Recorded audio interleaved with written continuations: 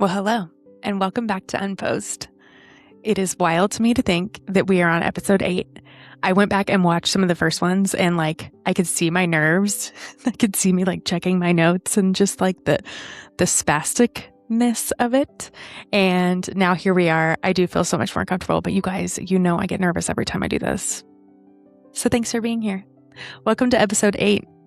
We have been on a journey, and it was all to get right here. And I want to walk you through my thoughts as we start to wrap this up and come to a bit of a conclusion, but not really. If you remember when we started this podcast, I told you when I say what happens when women, I want you to focus on what happens when you. Do you remember that? I hope you do. But really today in episode 8, we aren't talking about women anymore. We're talking about you. A lot of people have asked me how I feel about wrapping up the podcast and the end of the series. And I keep coming back to it's not ending where I thought it was going to end. And somebody asked me to explain that the other day, and I had a hard time even putting it into words. Somewhere along the way, I have realized that this podcast isn't about teaching women how to be more confident. It's about what happens when we start becoming more fully ourselves. And when all of these things line up, it starts to change everything. It changes how you accept compliments, how you set boundaries, how you speak, how you show up in photos, how you love, how you lead. It's not a fluffy self-love. It's an identity shift. And when I started this podcast, I just kept thinking, I have all these stories about women that I want to share. And I would tell people over and over, I want to tell you about my clients. I want to tell you these things. And now here we are, 16 weeks later. And I'm realizing it's not the stories that mattered. It was what the stories were teaching me. As I ask my clients and my guests to show up and be vulnerable and tell the truth and trust themselves and discover who they are and take up space, I realize that I'm doing the same thing by creating this podcast. I thought it would be fun to revisit the journey in the 8th episode. Just kind of talk about a little nugget or another story that I didn't tell or an update on something. Just throughout this process, it has taken me again to a different conclusion than I thought it would. So let's start back at the beginning. First, I had to feel safe enough to be honest. You cannot become fully yourself if you do not feel safe enough to be honest. In episode 1, we talked about the spaces that we feel safe. And are you safe with yourself? We talked about being fully seen and celebrated and adored. Have you started to recognize your bubbles? Question that I recently realized that I need to be working on is, do I allow my walls to come down enough so that I can feel safety? I tend to build these walls and put up this front that I'm okay when I know I have people who will fully see me and celebrate me and adore me. I need to allow them into my safe space. I don't have to do this alone. Oof. This feels like therapy. But I will say that thought has changed my conversations and the way that I show up in those bubbles. And it feels so good. So once I was honest, I had to decide what's true. Again, you get to decide whose voices have weight. Darlene's big advice drop was protect yourself. I want you to hear her voice over and over saying that. And I think as we get to know ourselves more, we understand how to do that. At one point in episode 2, Darlene says something like, I'm not having these conversations with anybody else. I think she said, I talk to children all day long. But really that got me thinking, are we talking about this? Are we thinking about this? Are we challenging our friends to stop listening to lies or speaking truth to them? There might actually be something really fun coming that I can't wait to share with you around this. Once I started deciding what was true, I had to learn to trust myself with it. A couple of weeks ago, I got a phone call from one of my dear friends who's also a boudoir photographer. She, without going into too much detail, had been in a lot of pain and ended up having emergency surgery. And that week she had 3 shoots scheduled. And so she called me and she said, Adena, can you step in and shoot for me? What? Honestly, everything in my head came up with a million excuses of why I couldn't do it when I knew I could. My schedule allowed it. It was just I was stopping myself. And in that moment, I came back to, why are you hesitating? Honestly, if she would have said, Adena, can you make me a meal? Adena, can you give me a ride? Adena, can you come over and give me a bath? I swear to you, I would have been running. Enneagram 2 over here, like, we are here to help. Yet her ask felt so hard. And it felt like something I wanted to hide from. When in all reality, she was asking me to do what I do as a profession. How silly. Why would I not trust myself that I could do this for her? That I could show up for her clients just like I show up for mine. I can work my camera for her people just like I can for mine. I was so scared when she asked. And then once I realized she trusts me, I trust me again. There's just a shift. And once I started trusting myself, I had to actually show up. I've mentioned a few times in the podcast my planning meeting process with my clients. And I think it would be fun to bring you into this because I think this is an exercise that you can do and step into that may shift your perspective a little bit. When my boudoir clients come to me, I ask them to pick 3 words. I say, when you think about your photos, how do you want them to feel? When you look at this woman, how would you describe her? And 3 words I don't let them say are beautiful, sexy, and confident. And that's just because at this point, those are very boring to me. So I have them pick other words that are a little deeper, maybe words that describe who they are as a woman. And I'm excited to capture her in that. Or maybe words that she kind of wishes she could tap into. And then we do a little push and then she gets to see herself in that light. Let me give you some examples. I have clients say things like strong, or maybe like carefree or fun. I had a client say magnetic. I was like, ooh, that's so good. Powerful, graceful, at peace, effortless. We could go anywhere with this. But my challenge to you is when you think about the kind of woman that you want to be, it's not describing your size and your hair color and your perfect straight teeth. That's not what we're doing. You are redefining beautiful in your mind. You are redefining confident in your mind. And so when you think of those words, and I know that Angel mentioned those when I interviewed her, she still has her 3 words written on her mirror. So I'm just going to challenge you to think of 3 words that you would like to become. And now when you choose to lean into those words, that's going to bring you confidence. It's putting the effort and the value on the things that you're doing inside.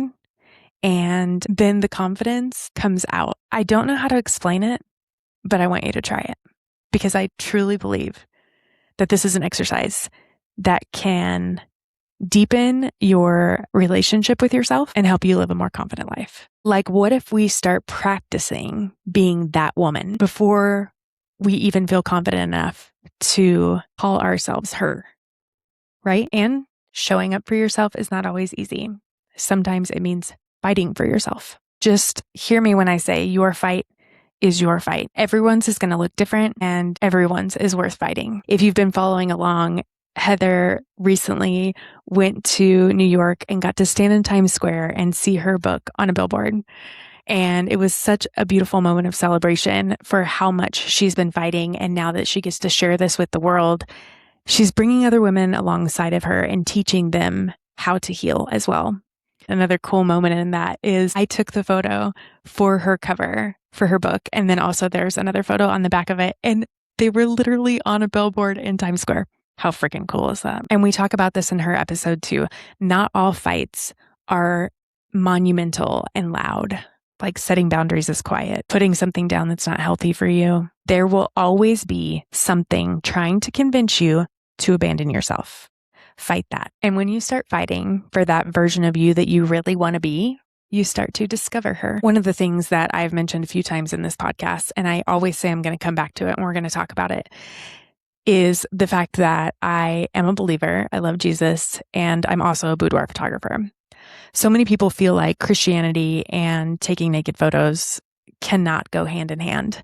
And it is the hardest thing for me to have a conversation around. It used to be hard for me to have a conversation around because I didn't want that judgment, you do what? And me feeling shame and embarrassment and fear around it. So instead, when people asked me what kind of photographer I was, I would just say portrait. I shoot people. But after so much time doing this and truly knowing that what I have is a God-given talent to see beauty in people and to make them feel comfortable and to show them what I see, I cannot deny that what I do is because of my creator. And I feel like when I am really in it with a client, he uses me to help her. So now the reason the conversation is hard is because I'm just like, you just don't get it. So maybe it's more the effort level that that I don't want to put into it. And I know so many people who I've worked with who are also believers see what I do and they recognize that. Again, the story of Lauren and her husband in the coffee shop that was a church. Hilarious. If you guys didn't hear that episode, go back and listen to it. I would say starting out, again, I kind of hid it. I didn't tell people what kind of photographer I was. And now as I've stepped into it, it just creates conversation. And some people still walk away kind of shaking their heads and they don't understand. And some people, it opens their mind up to the fact that although what I do creates tension in that space, it's not wrong. God created us to be sexual beings. God wants us to be confident in who we are. God looks at us. He fully sees us and celebrates us and adores us. And I think we can do the same for ourselves. Do you see how this lines up? And if you don't, that's okay. I just wanted to explain that for the people who are still like, I don't understand how she can do that and be this. They can exist together. And it's actually a really beautiful thing. And I'm really proud of it. I just had to learn to be fully myself, even when people didn't understand that version of me. So once you discover her, you have to let her exist, which takes us to the episode with Paige about bubbles. I had no idea when I recorded episode 1 that metaphor would follow me through the entire podcast. In the first episode, bubbles were about safety. And in episode 7, it became something else. Permission to exist fully. Please remember that when you shrink yourself, that room is missing you. And I think that moment of realization that this isn't about self-love anymore. It's about being in relationship with ourselves. So what happens when all of these things start to come together and I become her, that version of me that I've been hoping and dreaming and working towards? I still don't think that means you wake up one morning and just feel suddenly confident. I don't think that means you stop having bad days.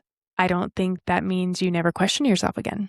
I just think you know yourself well enough to come back to you when you do. You know what is true. You know what you value. You know what you will and won't accept. You know what lights you up. You trust your voice. You take up space. And you stop waiting for someone else to give you permission to be the woman who you already are. You've been her all along. It's just now you've dug down and you finally found her and you're ready to become her. This changes everything. So here's what I want from you. Please don't finish this podcast and just move on to the next thing. Take what resonated with you. Take what made you uncomfortable, take what you argued with, or that thing that made you think, oh shit, that's me, and do something with it. Have the conversation, set the boundary, accept the compliment, wear the thing, make the decision, go somewhere alone, tell the truth, take the photo, play like you did when you were a kid, show up for yourself, and then bring other women with you. If you hear nothing this episode, I want you to hear this. One woman becoming herself doesn't take away from another woman. It just creates more room. Wouldn't you agree with that? So I'm going to repeat that again. But again, hear me when I say this. You becoming yourself doesn't take away from any other woman. It just creates more room. I really started this podcast because I felt like I had something to give to women. And I think I was right, but I didn't realize how much I was going to receive. You guys, I don't actually want this to be the end of Unposed. I've had so many of you say, seriously, is it going to be over after 8 episodes? Really? Keep going. I actually had a friend the other day tell me, I just realized I'm avoiding listening to it because I know it's coming to an end. So I'm putting it off just so it doesn't end. And that's probably why I put off recording this one too, to be honest. I actually have something that I want you to hear. I'm not actually sure how to do this on the podcast, but I want you to hear this. If I get it on here, you'll be really proud.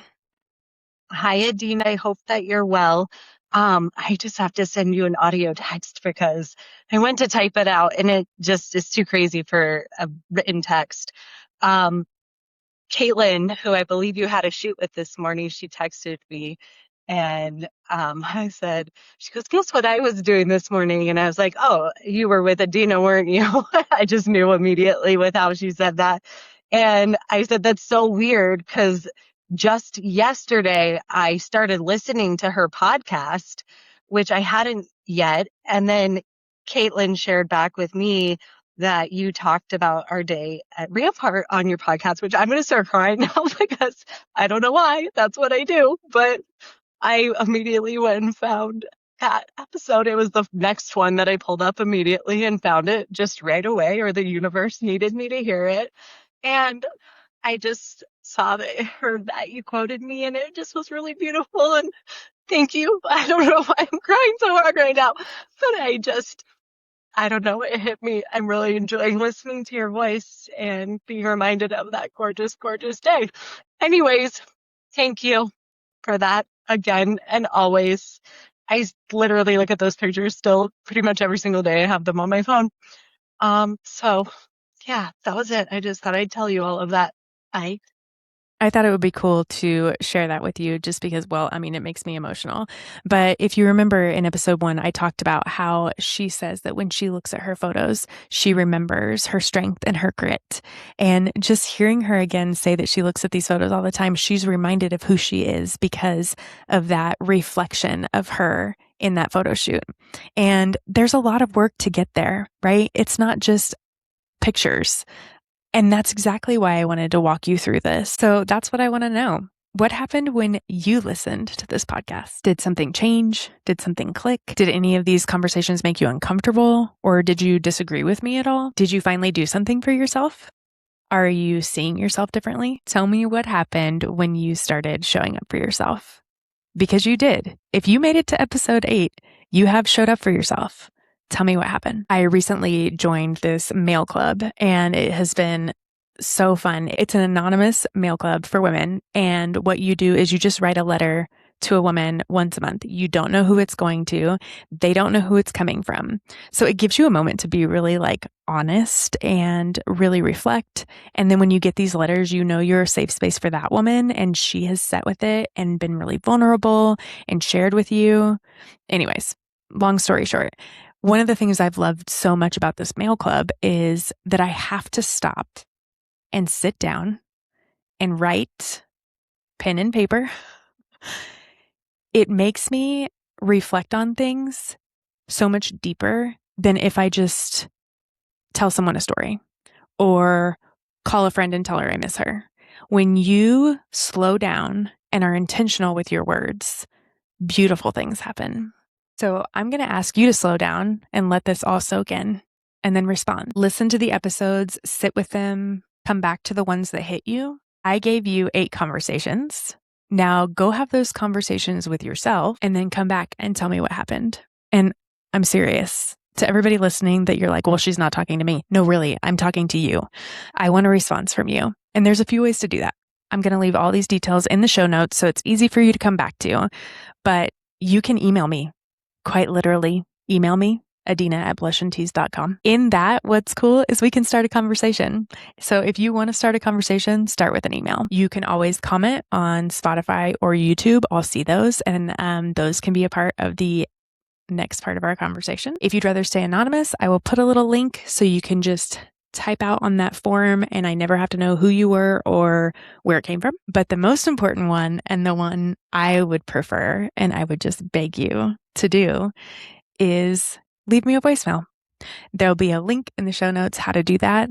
But just like Laura did for me, where she called and just said, this is what is coming up for me. And I mean, you guys, she had only listened to the teaser. She hadn't even dove into episode 1 yet. So get on there. Don't think too much about it and just talk to me. I think it gives you 90 seconds. Will you do that for me, please? Honestly, I want to hear your voice. You've been listening to me for 8 episodes now. I want to hear from you. Tell me anything or tell me one of these things. What changed for you? What are you still having a hard time with? And the question this whole series points to, what happens when you become her? Now go do it. We could not finish episode 8 without a weekly song suggestion. I almost did. And then I was like, no, there's one more I really want to share. This week, I want you to listen to the song Your Bones by Chelsea Cutler. It's funny how much the songs that are like love songs, romantic songs, bring me back to myself, which this is what we're talking about, right? Being in relationship with ourselves. So even those love songs that you're like, oh, that's about her in a romantic relationship. Stop. Go listen to it and think about if parts of it are for you. My favorite part is when she says, suddenly I'm someone I don't recognize and I'm so happy to be here. Okay, so I guess we're wrapping up episode 8. We'll see what comes after this. But before I do, I could not finish without saying thank you to some really important people. First of all, I want to thank my family. Travis is always my biggest cheerleader, encouraging me and reminding me why I'm doing it. My children, they're not kids anymore, you guys, but the way they know how to disappear and be quiet when we're recording, and also just encourage me. Jack helping me with audio stuff and Avery bouncing ideas off of her. It's just so beautiful, the support system that I have here in my own house. Thank you guys. I have to thank my guests, every single one of them, all 6 of them. I love you all so much. I had so much fun sitting with you and laughing, and you trusting my vision and being vulnerable with my listeners means so much to me. Thank you, thank you, thank you. I have to thank my friends and family who listened to me dream this up for so long before it became a thing. They listened to my ideas. They listened to me scratch stuff out and say, no, that's not going to work. Oh, wait, what about this? And they just let me keep going and going and going and cheered me on the whole way. And then they showed up and listened every week and gave me feedback. And it just has meant so much to me. Thanks, Mom and Dad. I wonder if my dad is the only guy who's listened to this whole thing all the way through. Tell me if he's not. I have to thank all of the people who encouraged me to do this. Like literally anytime it came up in conversation and it was like, please, please, yes, do it. So if you encouraged me, thank you. Can I say thank you to my son's friend who helped me pick out a microphone? I would have had no idea where to even start with that. And to Nick at Sweetwater, who helped me with the whole process. I also want to give a little shout out to Riverside. That's the software that I use to record and edit and share this podcast. If you're looking into getting into podcasting, Riverside is freaking awesome. And I'll put a link in the show notes in case anybody's interested in learning more. But overall, I especially want to thank the women who trusted me with their stories.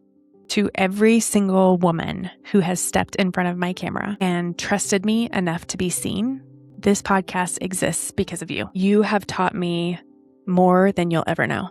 And to every single listener, that's you. Thank you. My hope is that you know that you don't have to become someone else to love yourself. You don't have to earn your place. You don't have to wait until you feel more confident. And you don't have to have it all figured out. You just have to start showing up, and you already are. Then keep showing up for yourself, for the woman that you're becoming, and for the women around you that are still learning that they can do the same. Really, I think this isn't the end. It's just the beginning. So now go leave me a voicemail and we'll chat soon.